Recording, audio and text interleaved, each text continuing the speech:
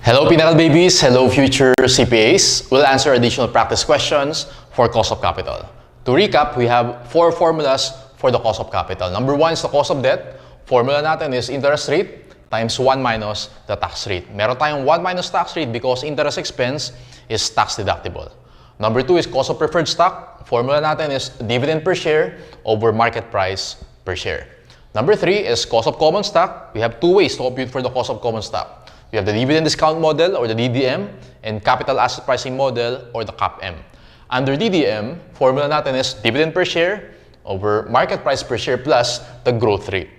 Under CAPM, formula natin is the risk-free rate plus beta times the market risk premium. Market risk premium is computed as the market return minus the risk-free rate. And in the board exam, usually given na yung market risk premium. Okay? And last one is cost of retained earnings. Meron tayong 2 ways. Pwedeng DDM or CAPM. Actually, yung cost of common stock and cost of RE, yung formulas natin dyan, are the same. Okay, magkamukha lang sila, except for the flotation costs. Bakit, sir? Kapag nag-i-issue tayo ng common stock, or cost of common stock, nag-i-issue tayo ng bagong shares. Therefore, meron tayong share issuance cost. Ang tawag natin doon, flotation costs. Ang effect niyan, yung price sa formula natin should be net of flotation costs. Unlike retained earnings, hindi naman tayo nag-i-issue ng bagong shares dyan. So, ang effect niyan, yung price sa formula natin is gross of flotation cost. Okay? Sige, so let's answer our additional practice questions. Number 1, which of the following is not a capital component when calculating the weighted average cost of capital or WACC for using capital budgeting? A, long-term debt, yes. B, common stock, yes. C, retained earnings, yes. D, accounts payable, no. Walang accounts payable. Number 1, letter D. Number 2, which of the following costs should consider the tax shield effect in computing the cost of capital? As I mentioned earlier, ang may tax effect lang sa atin is yung cost of debt because yung interest expense is tax deductible. Letter C, cost of debt. Number 3, it is generally more expensive for a company to finance with equity capital than with debt capital because, ano ibig sabihin nun? Ibig sabihin nun, class, yung cost of preferred stock natin and yung cost of common stock, mas mataas daw sila or mas mahal sila than the cost of debt. Tama yun. Bakit, sir? Ano yung reason behind that? Actually, ang reason dyan is letter D. Investors are exposed to greater risk with equity capital. Bakit, sir, mas mataas yung risk ng investors of equity capital? Because, alam natin, class, kapag sa debt, ang cost of debt natin is interest. And interest is fixed. Okay? While, sa equity capital natin, ang cost natin dyan is dividends. Dividends natin are based on the net income. Tama? And yung net income natin is variable. Okay? So for equity, pag mas mataas yung net income, mas mataas yung dividends. Pag mas mababa yung net income, mas mababa yung dividends. Kaya variable siya. Mas mataas yung risk.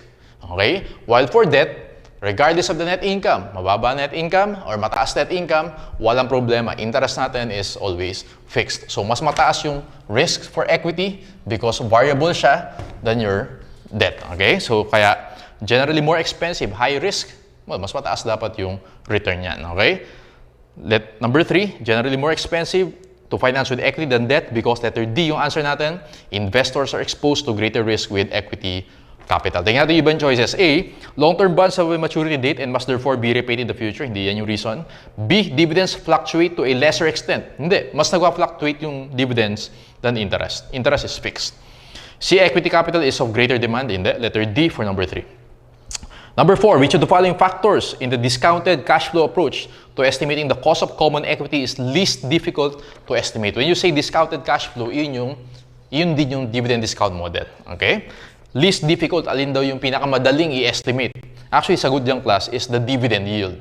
Yung dividend yield, actually yan yung dividend over price. Ang tawag natin dyan, dividend yield.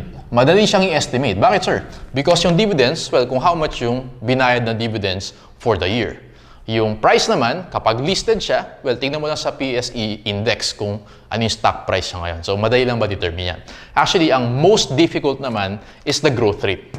Okay? Pero ang tanong sa atin, least difficult, letter B sagot natin, dividend yield. Pag tinanong sa'yo, most difficult, letter A naman yung sagot mo. Okay? For number 4, boy yung final answer natin. Number 5, which of the following statements is most correct? A, the WACC measures the after-tax. Yes, after-tax siya. Specifically, yung cost of debt natin. After-tax yan. Letter B, the WACC measures the marginal cost of capital. Tama din yan. So, ano ba ibig sabihin ng marginal cost of capital? Ibig sabihin yan, iyan yung current value, okay? Or yung market value. If you remember, kapag nagko-compute tayo ng weighted average cost of capital, yung weights natin, naka-based siya sa market value. Hindi siya naka-based sa book value. So, correct din yung B.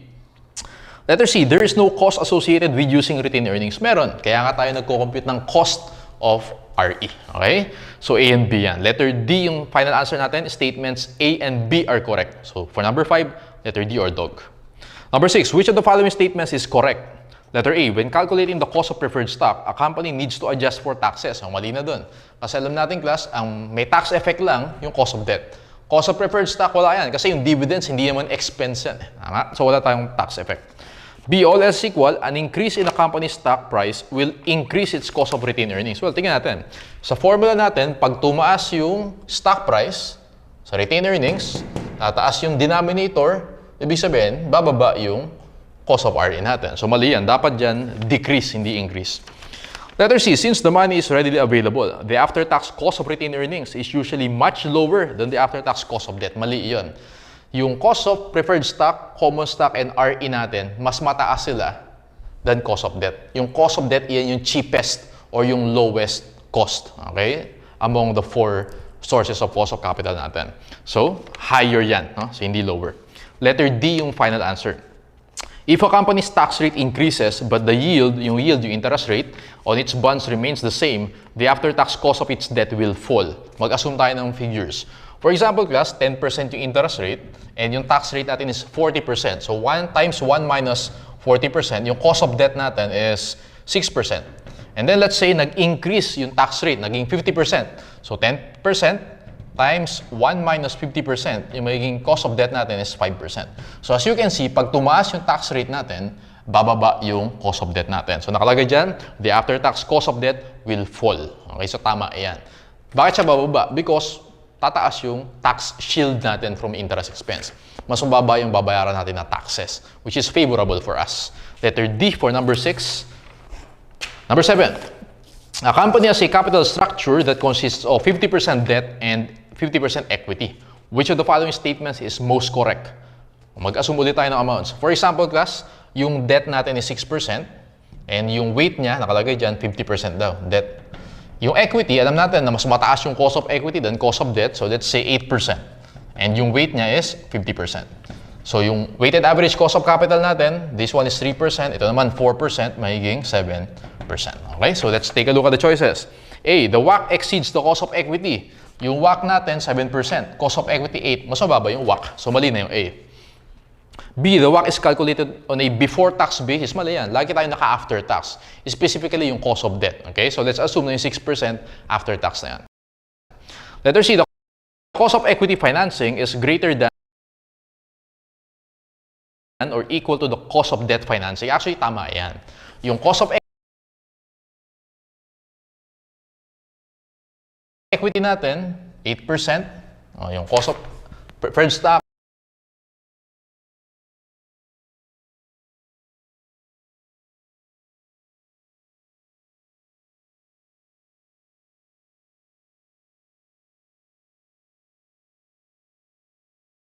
cost of common stock, cost of RE, usually yan, mas mataas than cost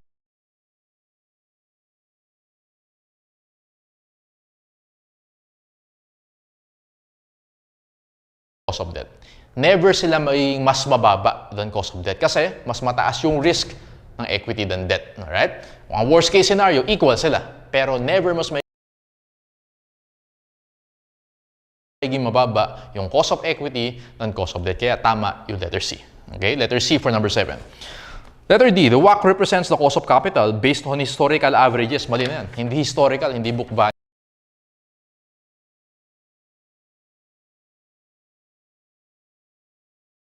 Ang ginagamit natin is market value. For number 7, letter C is our final answer.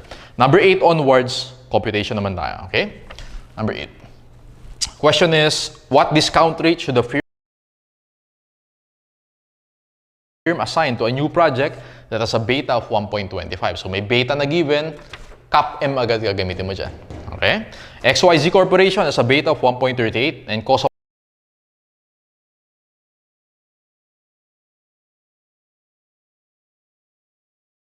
equity of 14.94%.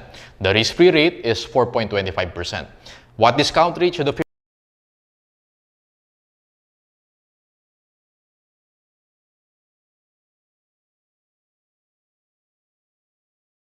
assign to a new project that has a beta of 1.25? So, ganito gagawin ko dyan. Alam ko, class, na yung CAPM natin, ang formula is risk-free rate plus beta times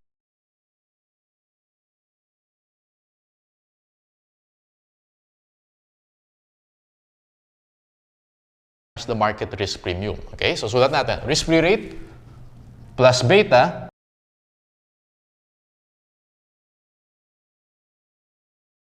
times the market risk premium. MRP na lang. Okay? So, risk-free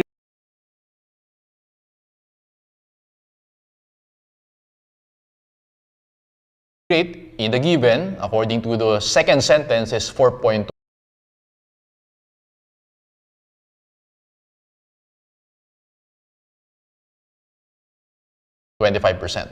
Pero alam natin, class, sabi dyan sa first sentence, given na yung cost of equity, 14.94%. So 14.94% is equal to risk-free rate, which is 4.25%, times beta, plus beta. Given na rin yung beta, sabi dyan sa first sentence, 1.38. Ang hindi given sa atin is the market risk premium. So isosolve natin yung market risk premium. Market risk premium is equal to, so ganito gagawin ko dyan, 14.94%, i-minus ko yung 4.25%, i-divide ko yung 1.38, so mag-algebra ko, makuha ko market risk premium is 7.75%. Okay? So, sabi dyan sa last sentence, what discount rate should the firm assign to a new project that has a beta of 1.25? Well, meron na tayong market risk premium. So, gagawin ko lang dyan, risk-free rate, na given sa problem, 4.25%, plus beta natin is 1.25, times the market risk premium of 7.75%. So, yung bagong cost of equity natin, let's compute 1.25 times 7.75 plus 4.25, final answer, 13.94%, letter C for number 8. Okay, number 9. By how much will the cost of equity increase if the company expands its operations such that the company beta rises to 1.6? A company has a current beta of 1.48. The market risk premium, so given yung market risk premium, okay, is 8.9 and the risk-free rate is 3.2. So, ganito gagawin ko dyan, class. Kukumpute yung cost of equity using 1.48 as the beta and using 1.6 as the beta. Doon muna tayo sa 1.48. So, for number 9, risk-free rate tayo. Given siya sa problem, 3.2% plus beta of 1.48 times market risk premium of 8.9%. So, compute natin yung cost of equity. 1.48 times 8.9 plus 3.2. So, yung cost of equity natin, 16.37% if the beta is 1.48. Now, what if yung beta natin is 1.6? So, gagawin ko lang dyan, 3.2% plus beta of 1.6 times 8.9%. So, let's compute for the cost of equity. 1.6 times 8.9 plus 3.2, it's 17.44%. So, ibig sabihin, from 16.37, naging 17.44, difference sila is 1.07%. Tumaas by 1.07%. So, final answer natin, letter B for number 9, 1.07%. Let's go to number 10. WXY Inc.'s preferred stock sells for 97.5 per share and it pays an annual dividend of 8.5 per share. If the company were to sell new preferred issue, it would incur a flotation cost of 4% of the price. What is the company's cost of preferred stock? So again, kapag nag-i-issue ka ng preferred stock and common stock, meron tayong concept na share issuance costs or flotation cost. Ang effect niyan, ibabawas natin yan sa price. Okay, so sulat natin, class, yung formula for the cost of preferred stock, dividend over the price. Okay, dividend over price. By the way, class, kung mapapansin nyo, ang difference ng dalawang formula na yan, kapag common stock, may growth rate ka. Kapag preferred stock, wala. Kasi kapag preferred stock, usually fixed dividends yan. Okay, kaya walang growth rate. Anyway, so tingnan natin yung number 10. Pinapakompute sa atin is the cost of preferred stock. Okay, so numerator is dividend. According to the first sentence, may dividend tayo na 8.5. Yung price natin is 97.5. Pero take note, class, na meron tayong flotation cost na 4%. Tama ba? 100 minus 4 is 96%. Tama? So, gagawin ko, 97.5 times 96%. Ininet ko siya. So, compute muna natin yung denominator. 97.5 times 0.96, that is 93.6. So, compute natin yung cost of preferred stock, 8.5 dividends over price na 93.6. You have 9.08%. So, for number 10, final answer natin is letter B, 9.08%. Okay? Let's go to number 11. What is the market value of the preferred stock? So, ibig sabihin lang yan, how much daw yung stock price. Okay lang ibig sabihin nun. Let's read the given. ABC Corporation is growing at a constant rate of 6%. It has both common stock and preferred stock. The cost of preferred stock is 8%.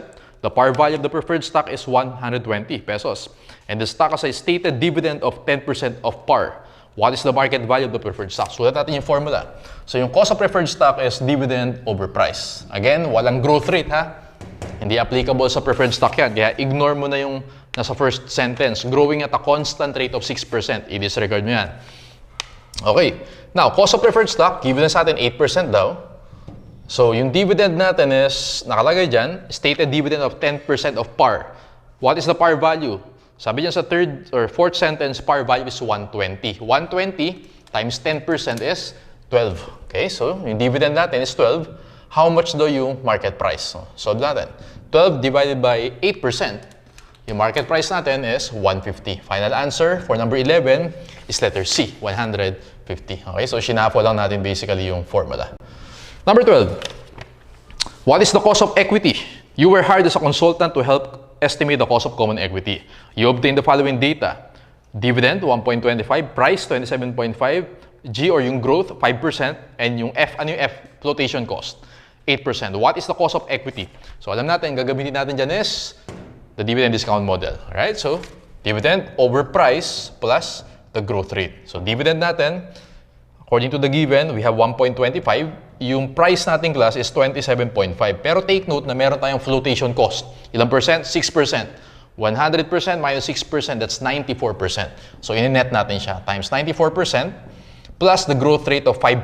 So, plus 0.05. Okay, so let's compute. Yung denominator muna, 27.5 times 0.94. Denominator natin is 25.85. Okay, so 1.25 divided by 25.85 plus 0.05, yung growth rate, 9.84%. Final answer for number 12, letter C, 9.84%. Okay, let's go to number 13. What is the weight of the common stock as it relates to the firm's weighted average cost of capital? Alam natin, class, yung weights na ginagamit natin in computing for WACC are based on the market value. Okay? Hindi based on book value, hindi based on cost, but based on market value. So let's read the given for number 13. CPA Inc. has 1,200 bonds outstanding that are selling for $9.90 each. The company also has 2,500 shares of preferred stock, market price of 28, and the common stock is priced at 37 a share, 28,000 shares outstanding. What is the weight of the common stock? So gagawin ko lang dyan, computing ko yung market value nila. Start muna tayo with the debt. Okay, 1,200 bonds, multiply natin by 990, makukompute mo dyan is 1,188,000. Next natin is the preferred stock. Sabi dyan, 2,500 shares, multiply natin by the market price of 28, you should get 70,000. Market value for preferred stock. And then, common stock natin, 28,000 shares times 37, you have 1,036,000. So, compute natin class yung total, 1,188,000 plus 70,000 plus 1,036,000, you have 2,294,000. Ang tanong sa atin, what is the weight daw of the common stock? So gagawin ko lang, di-divide ko lang yan. 1,036,000 divided by 2,294. 1,036,000 divided by 2,294, you have 45.16%. Final answer, 45.16%, letter B for number 13. Let's go to number 14. Okay, the following data are available. Risk-free rate, 5%. Market risk premium, 6%, and beta is 1.05. Cap M agad, okay? What is the firm's cost of retained earnings? So, Cap M tayo. Risk-free rate is 5% plus beta na 1.05 times the market risk premium of 6%. Okay, ganoon na siya. Straightforward lang. 1.05 times 6 plus 5%, you have 11.3%. Letter A is our final answer for number 14, 11.3%. Number 15. Okay, you were hired as a consultant to estimate the cost of capital. You have been provided with the following data. Dividend is 1.45, price is 22.5, and growth is 6.5%. Based on the DCF, what is the cost of common from retained earnings? So again, pag cost of RE, pwedeng DDM or CAPM. Yung number 14, CAPM ginamit natin. For number 15, DDM naman. Dividend over price plus the growth rate. Kapag RE, wala kang flotation cost. So, i-disregard mo. Wala tayong flotation cost for RE. So, dividend 1.45 over price na 22.5 plus growth rate of 6.5% or 0.065. So, compute natin yung cost of retained earnings. 1.45 divided by 22.5 plus 0.065. Final answer, 12.94%. Letter D for number 15. Let's go to number 16. What is its WACC or weighted average cost of capital? See, the target capital structure of GHI company is 40% debt, 15% preferred, and 45% common equity. So, yun yung weights na gagamitin natin. The after-tax cost of debt, naka-after-tax na, 6%. Cost of preferred, 7.5%. And cost of common, using RE, is 12.75%. So, gagawin ko lang dyan, weighted average cost of capital. So, weighted, ibig sabihin, may weights tayo na gagamitin, given na sa problem. Doon muna tayo sa cost of debt. Cost of debt, 6%, times yung weight niya is 40%, plus yung preferred stock, 7.5%, yung weight niya is 15%, plus cost of common or RE, 12.75%, yung weight niya is 45%. Okay? So, compute natin. 6% times 0.4 plus 7.5% times 0.15 plus 12.75% times 0.45. WACC natin, 9.26%. Final answer, letter B for number 16. Okay? So, ganun lang. Let's go to number 17. Ito medyo comprehensive. Let's compute for the weighted average cost of capital. So, let's read the given. DEF Corporation asks you to determine its weighted average cost of capital. DEF's current capital structure consists of 45% debt, 15% preferred stock, and 40% common equity. Okay? The separate costs of the various components of the capital structure are as follows. Meron tayong apat. Yung debt natin after tax is 5%, preferred stock 9%, retained earnings 12%, and new common stock 13.5%. Next paragraph. If DEF has 15 million investable retained earnings, and DEF has an opportunity to invest in an attractive project that costs 60 million, what is the marginal cost of capital? So, ganito yung class. 60 million yung project natin. Tama? Now, paano natin siya ipa-finance? Meron tayong 3. Meron tayong 45% debt. Okay? Meron tayong 15% preferred stock. And meron tayong 40% common stock. So, walang problema tayo sa debt. Wala din tayong problema sa preferred stock. Okay? Yung common stock natin, before tayo mag-issue dyan, gagamitin muna natin yung retained earnings. Okay? So, ganito gagawin dyan, class. 60 million times 40% is 24 million. Okay, so 24 million to. Pero hindi ako mag-i-issue ng common stock ng 24 million kasi meron kang, according to the second paragraph, 15 million investable retained earnings. Gamitin mo muna yan. So yung 24 million, gagamitin ko muna yung RE na 15 million and then yung kulang, doon ako mag-i-issue ng common stock na 9 million. Ano yung 9 million? 24 minus 15. Total niyan is 24 million. Nakuha niyan? So, yung 60 million, total, yung cost ng project, 45% niyan, debt gagamitin natin.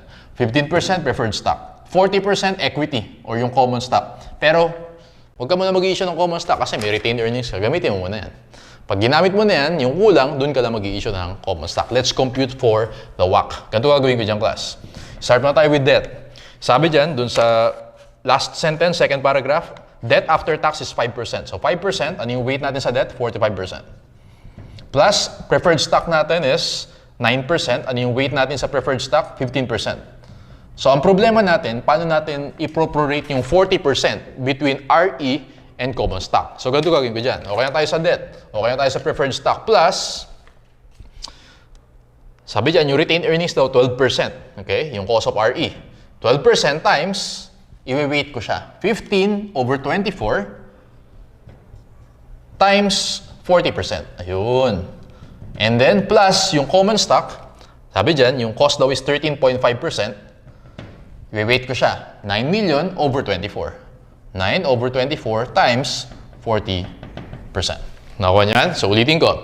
Bago mo gamitin yung common stock, pag may given na retained earnings sa problem, gamitin mo muna yung retained earnings. Okay? Kulang, mag-issue ka ng common stock. Sige, kumpitin natin yung weighted average cost of capital. Start muna tayo with the debt. 5% times 0.45 plus 9% times 0.15 plus 12% times 15 over 24 times 0.4 plus 13.5 times 9 over 24 times 0.4. Weighted average cost of capital, 8.63%. Final answer, letter B, 8.63%. Oh, malapit na. So, 18 na kaya. Hanggang 24 lang to. Let's go to number 18. Okay, so for number 18, tingnan natin. Dito natin siya computean. Weighted average cost of capital pa rin. JKL's new financing will be in proportion to the market value of its present financing. Yun naman ginagamit natin for weights, the market value. May given sa ating book value, long-term debt, preferred stock, and common stock. Alam natin, yung book value, gagawin nating market value yan. So we have the debt, okay, we have preferred stock, and we have the common stock. Sige. The firm's bonds are selling at 80% of par. So, yung par value ng bonds or yung debt is 7 million. Nakita mo sa taas? 7 million, multiply natin by 80%, you have 5.6 million. So, computing ko yung market value, 5.6 million para dun sa debt. Next, generating a current yield of 9% and the corporation has 40% tax rate. The preferred stock is selling at its par value. Ano yung par value ng preferred stock? 1 million. So, lagyan natin dyan, 1 million. And pay 6% dividend. The common stock has a current market value of 40 and is expected to pay 1.2 per share dividends. So, kung titingin ka sa taas, may nakalagay dyan 200,000 shares, common shares. Multiply natin by 40, you have 8 million. Total natin yung market value, 5.6 plus 1 plus 8, 14.6 million. Okay, next is, so 14.6 yan. Next is, compute natin yung cost of debt, preferred stock, and common stock. Doon tayo sa cost of debt. Second paragraph. Market yield of 9%, pero alam natin, pag cost of debt, naka 1 minus tax rate yan. 1 minus 40%. Okay, so 9 times 60%, it's 5.4%. So yung cost of debt natin is 5.4%. Next, cost of preferred stock. Sabi dyan, alam natin yung preferred stock is dividend over price. Okay, pero sabi dyan, yung dividend daw is 6% of par value. Ano ba yung par value? Well, 1 million yung preferred stock natin, yung book value, okay? I-divide mo sa 100,000 shares. Divide mo sa 100,000 shares yan. Tama ba? Yung par value natin is 10. Okay? So, yung dividends natin is 6% of 10. 10 times 0.06, you have 0.6. So, dividend over price, 0.6 over 10 is also 6%. Okay? So, basically, kung ano yung nakalagay na pays a 6% dividend, yun yun. Cost of preferred stock. Pinakita ko lang sa inyo na yun yung formula niya. And then, the common stock has current market value of 40 and is expected to pay a 1.2 per share. And growth rate is 10%. So, dividend discount model tayo. Okay, so dividend natin is 1.2 over market price of, nasan yung market price natin? 40 plus growth rate na 10% or 0.1. Sige, so 1.2 over 40 plus 0.1, 13%. Ayan. And then, from there, makukompute natin yung WACC natin. So, meron tayong mga cost, meron na tayong weights, yung WACC na yung kukumpitin natin. Sige, so dito kukumpitin. WACC natin is, dumula tayo sa cost of debt, 5.4% times 5.6 over 14.6 plus cost of preferred stock, 6% times 1 million over 14.6 plus cost of common stock, 13% times 8 over 14.6.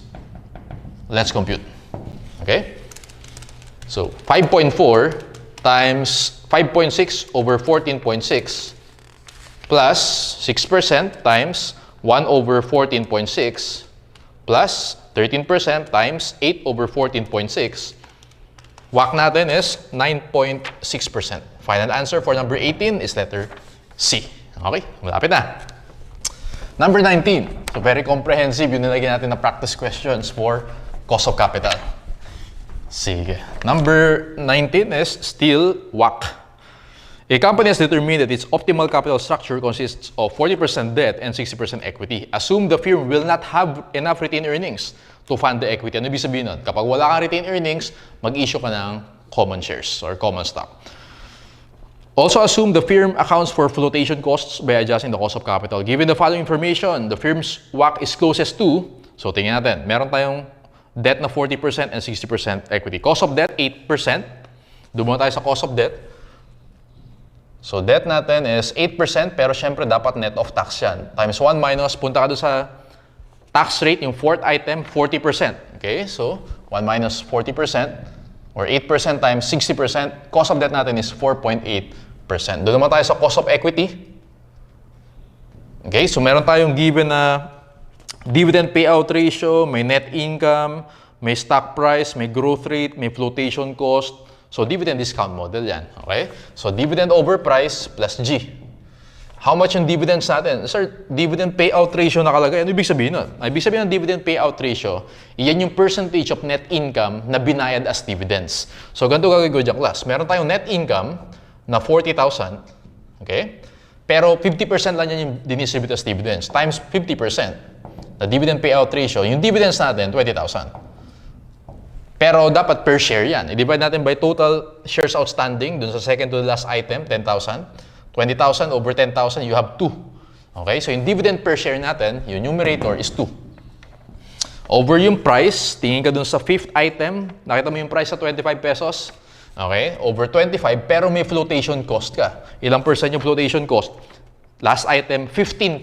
Tama ba? Pag 15%, dapat yung net nun is 100 minus 15, 85%. Times 85%. Plus, the growth rate, may growth rate ba dyan? Nakalagay 0%. O, lagay na rin natin, 0%. So, ano yung denominator? 25 times 0.85, that is 21.25. So, complete natin yung cost of equity, 2 over 21.25 plus 0, you have 9.41%. 9.41%. So, cost of debt, 4.8. Cost of equity, 9.41. Complete natin yung WACC natin. Sabi dyan, yung sa first sentence, 40% debt. So, 4.8% times 40% plus 9.41% times 60%. Okay? Let's compute for the weighted average cost of capital. 4.8 times 0.4 plus 9.41% times 0.6. Sagot ko dito, class, 7.57%. 7.57%, that is letter A for number 19. Okay, so last set of questions. Yung given is for the next 5 items. Ayan, kaya natin yan. So, let's see. Number 20, the after-tax cost of new bond issue or yung cost of debt. Number 21, the cost of using retained earnings. Number 22, if the company must assume a 20% flotation cost of common stock, and etc. Okay, doon muna tayo sa given. Mr. Accounting Corporation is preparing to evaluate capital expenditures. For the coming year, because the firm employs discounted cash flow methods, the cost of capital must be estimated. The following information is provided. Okay, market price, dividend next year, expected growth, new bonds can be issued at face value 10% coupon rate, current capital structure, 40% debt, 60% equity, anticipated earnings to be retained or yung retained earnings, 3 million. The firm has a 40% marginal tax rate. Okay, dumo tayo sa 20. The after-tax cost of new bond issue, yung cost of debt natin. Alam natin, interest rate, tingin ka dun sa letter D. Nakita mo yung 10% coupon rate, so 10% times 1 minus tax rate. Ano yung tax rate? Tingin ka dun sa letter G, 40%. 1 minus 40% or 60% yan. 10% times 60% is 6%. Answer natin, for number 20 is letter B, 6% yung after-tax of the new bond issue. Number 21, cost of retained earnings. Alam natin, retained earnings, dividend over price plus the growth rate. Lagyan natin, dividend over price plus G. Okay, how much yung dividends? Tingin ka dun sa letter C or letter B pala. The dividend next year is expected to be 3 pesos per share. Actually, class, yung dividends na mini-mention dyan sa dividend discount model natin, dividend next year talaga yan. Okay? So, to be exact, dividend next year. That is 3 pesos over yung market price natin. Punta ka dun sa bullet A, 60. Okay? Plus the growth rate, tingin ka dun sa bullet C, 10%. Plus 0.1. Okay? 3 over 60 plus 0.1, 15% yung sagot natin for number 21. Cost of using retained earnings, 15%. Number 22, If the company must assume a 20% flotation cost, what is the cost of new common stock? Kasi pag nag-i-issue ng common stock, may flotation cost tayo. Ano magiging formula natin? 3 over yung 60, in-net natin yan. Kung 20% yung flotation cost, yung net niyan is 80%. Okay? Plus 0.1 yung growth rate. Ano yung 60 times 80%? That's 48. Compute natin. 3 divided by 48 plus 0.1, you have 16.25%. Okay? Letter D yung sagot natin. As you can see, pag meron kang flotation cost, mas mataas yung cost of equity mo. Okay? Kesa sa walang flotation cost. Number 23. The maximum capital expansion that can be supported in the coming year without resorting to external equity financing is, ano ibig sabihin nun, sir? Maganda yan, class. Actually, ang sagot ko dito for number 23, tingin ka dun sa bullet G. Bullet F pala. Bullet F. Nakita mo yung retained earnings na 3 million, di ba? Sabi ko kanina, bago ka mag-issue ng common stock, gamitin mo muna yung retained earnings. So, ganito gagawin ko dyan.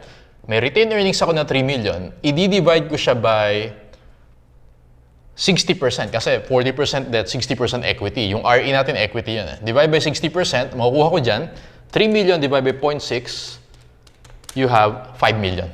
Okay? Yun yung sagot ko, 5 million. Letter C na yung sagot ko. Okay? Para may prove ko sa inyo, ganito yan. So, kung meron tayong 5 million, okay, na equity, kung kailangan natin ng equity na 5 million, dalawa pagkukuha na natin dyan. Retained earnings muna, and then common stock. Okay? So, ibig sabihin, 5 million, for example, yung cost ng project natin is 5 million, 40% niyan, debt gagamitin natin. Tama? And then 60% equity gagamitin natin. Equity. Okay, so 5 million times 40% is 2 million. Wala tayong problema dyan.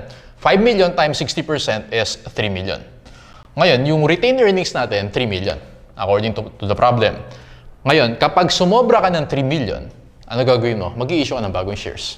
Tama? Ayun yung tanong eh. Sabi dyan, the maximum capital expansion that can be supported without resorting to external equity financing. Kapag yung project natin, class, mas tumaas pa sa 5 million, kunwari, 6 million yan. 6 million times 60% is 3.6 million. Tama? Yung 3 million sa 3.6, kukunin mo sa retained earnings. Yung 600,000, mag-i-issue ka ng shares. So in short, hanggang 5 million lang yung cost of the project. Pag sumobra dyan, mag-i-issue ka ng shares. Kasi sa 5 million, 2 million dyan, debt. 3 million, equity. May retained earnings ka na 3 million. So kaya mo pang i-fund yung equity using retained earnings. Pag sumobra ka ng 5 million, mag-i-issue ka na ng shares. Okay? Kaya ganito lang ginawa ko. 3 million divided by 60%, 5 million. Last item, number 24. Ayan. So, dito natin compute yan. 24 is, what is the weighted average cost of capital? Disregarding the previous question. So, ignore natin yung mga previous questions. Assume that the after-tax cost of debt is 10%, cost of RE is 14%, and cost of new common stock is 16%. If capital expansion needs to be 7 million, what is the after-tax weighted average cost of capital? Ganun gagawin ko diyang class. Tama ba? 7 million yung total cost ng project. Paano mo ipa-finance yan? Well, ipa-finance natin siya, 40% debt, and then 60% equity. Ano yung 40% ng 7 million? 2.8 million. 7 million times 40%, 2.8 million. Ano yung 60% ng 7 million? 4.2 million. Okay? Pero again, pag equity, gamitin mo muna yung retained earnings. Sa 4.2, gamitin muna natin yung RE. How much yung RE natin? 3 million based sa problem. Ibig sabihin, class, mag-i-issue tayo ng common stock. 4.2 million minus 3, 1.2 million. Actually, consistent siya dito sa sagot natin earlier. 5 million yung maximum, tama? Sa number 24, 7 million. Kaya kailangan natin mag-issue ng common stock. Gets? Okay. Now, paano natin kukumpitin, sir, yung weighted average cost of capital? Ganito gagawin ko dyan. Yung WACC natin, sabi yan sa first sentence, yung after-tax cost of debt is 10%. So, 10% times 40%, walang problema, plus cost of retained earnings is 14%, magwe-weights tayo, okay? So, ang RE natin is 3 million, gagawin ko dyan, 3 over yung total na 4.2, okay? And then, cost of, yung equity natin is 60%, plus, doon naman tayo sa common stock. Sabi dyan, yung cost of common stock is 16%, magwe-weights tayo, common stock is 1.2 over yung total na 4.2 times 60%. Alright, so yan yung WACC natin. So ulitin ko, cost of debt, wala tayong problema dyan. Cost of equity, hiniwalay natin.